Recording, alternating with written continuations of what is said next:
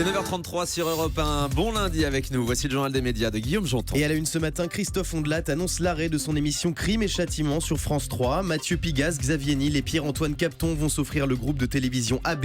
Et Enora Malagré n'animera plus derrière le poste sur C8. Et on commence avec l'arrêt de Crime et Châtiment sur France 3. Christophe Ondelat l'a annoncé ce week-end dans Salut les Terriens sur C8. Son émission de faits divers lancée à la rentrée sur France 3 sera encore diffusée une fois avant de s'arrêter. Alors que seulement 2 numéros ont été programmés jusqu'ici, France 3 a décidé de supprimer Crime et Châtiment en raison de ses audiences jugées insuffisantes. 1 500 000 téléspectateurs en moyenne en prime time. Si l'émission s'arrête sur France 3, Christophe Ondelat a laissé entendre qu'elle pourrait revenir sur une autre chaîne. Et Salut les Terriens a très bien marché samedi soir sur C8. À 1 100 000 téléspectateurs, 6% d'audience devant C'est l'Hebdo sur France 5. Info économique, Mathieu Pigasse, Xavier Niel et Pierre-Antoine Capton vont acheter le groupe de télévision AB. Les trois hommes d'affaires vont débourser 270 millions d'euros via le fonds Mediawan pour s'offrir AB, l'un des derniers groupes audiovisuels indépendants en France, détenu actuellement par 3 actionnaires dont TF1. Le but de cette acquisition, utiliser AB comme une plateforme de départ pour créer le premier groupe indépendant de contenu en Europe. Le nouveau propriétaire prévoit déjà 1 milliard d'euros d'acquisition d'ici plusieurs mois. Le groupe AB aujourd'hui, c'est 19 chaînes payantes ainsi qu'un catalogue de programmes cultes comme bien sûr Hélène et les garçons. Enora Malagré n'animera plus derrière le poste sur C8. Lancée en 2014 sur D8, l'émission qui s'intéresse aux coulisses du petit écran ne reviendra plus avec Enora Malagré à la présentation en raison de ses audiences mais aussi de ses coûts de fabrication trop importants.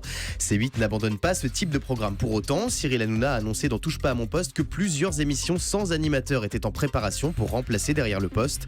À l'image de Quand le direct part en live, un documentaire toute image diffusé il y a une quinzaine de jours. Céline Dion va participer à la version américaine de The Voice. La star internationale va participer à la 12e saison de l'édition américaine du Télécrochet dont le coup d'envoi sera donné le 27 février prochain sur la chaîne NBC. Dans The Voice, Céline Dion ne sera pas coach mais mentor. Elle rencontrera les talents de l'équipe de Gwen Stefani pour leur prodiguer ses précieux conseils. Encore un soir, encore une heure, encore une larme de bonheur, une faveur, comme une fleur, un souffle, une erreur. Un choufle, le choufle de Céline Dion dans la version américaine de The Voice. C'est vraiment The Voice, Céline Dion. Elle a tout à fait sa place dans l'émission. C'est une chanson hommage à son mari décédé, effectivement. Très jolie chanson encore. De Jean-Jacques Goldman. Claire, la tombeuse de Christian, des 12 coups de midi sur TF1, bientôt de retour dans l'émission. Souvenez-vous, le 14 janvier dernier, une jeune femme prénommée Claire mettait fin au règne du célèbre maître de midi Christian après 193 victoires consécutives. Le lendemain, à la grande surprise des téléspectateurs de TF1, la candidate annonçait qu'elle était obligée de quitter le jeu, préférant se consacrer pleinement à ses études. Jean-Luc Reichmann s'était alors engagé à faire revenir la jeune femme dans les 12 coups de midi et il a tenu sa promesse. Claire répondra à nouveau aux questions de l'animateur à partir du 15 février prochain.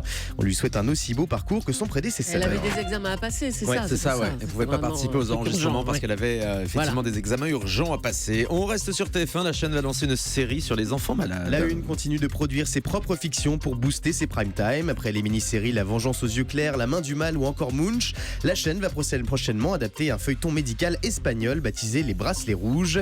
Les 6 épisodes de cette fiction, dont le tournage débutera le mois prochain, raconteront l'histoire de jeunes enfants malades qui se battent au quotidien. Bruno Solo et Yvan Le Bolloc reviennent sur le succès de Caméra Café sur M6. Les 2 comédiens étaient ce week-end les invités de C'est l'Hebdo sur France 5, l'occasion d'évoquer la série à succès Caméra Café dont ils étaient les héros entre 2001 et 2003 sur M6. L'équipe de l'émission a demandé à Bruno Solo et Yvan Le Bolloc si Caméra Café pourrait faire son retour sur le petit écran avec des épisodes inédits. Écoutez leur réponse. Non. On en a fait de la télé, on en a fait beaucoup quand même. Mais moi, je me suis servi de manière un peu opportuniste de la vitrine que m'offrait la télévision que pour revenir à mes premiers amours, à savoir le théâtre et le cinéma. Je n'ai jamais aspiré à faire autre chose. C'est un accident, un doux accident de parcours. Je n'ai jamais fait autre chose. Yvan était présentateur à l'occasion. Moi, je ne faisais que des personnages ou des trublions, etc., des chroniques, mais en aucun cas je faisais de la présentation. J'ai jamais fait d'interview, de face à face avec un invité. Voilà, donc Bruno Solo et Yvan Le Bolloc annoncent qu'ils ne referont pas Caméra Café. C'était dans C'est l'Hebdo samedi soir. Allez, on termine avec le chiffre du jour. 1 500 000, c'est l'incroyable nombre de vues sur Facebook d'un billet d'Anne Romanoff autour de l'affaire Pénélope Fillon dans Ça pique mais c'est bon chaque jour de 12h à 12h30 sur Europe 1. En septembre dernier, Anne Romanoff avait battu un record avec un autre billet en faveur des infirmières en grève vu plus de 4 millions de fois. Voilà, très joli score, hein, d'Anne Roumanoff. 1 500 000 vues sur Facebook. Anne Roumanoff, vous la retrouvez à midi donc sur Europe 1 dans sa pique. Mais c'est bon. Restez avec nous sur Europe 1. Ça a piqué, ça va être bon aussi. C'est Christina Cordula qui va venir nous rejoindre. On va étudier avec elle tous les looks de ce studio de notre équipe. Beaucoup de noir ce matin. Julie, vous êtes en noir. Guillaume, vous êtes en noir. La régie aussi, je vois beaucoup de noir. Elle va nous parler de Jean-Paul Gaultier aussi. Évidemment, on va être tiens. Jean-Paul Gaultier qui fait son arrivée dans les Reines du Shopping à partir de cet après-midi. Restez bien sur Europe 1, c'est le grand direct des médias jusqu'à 10h.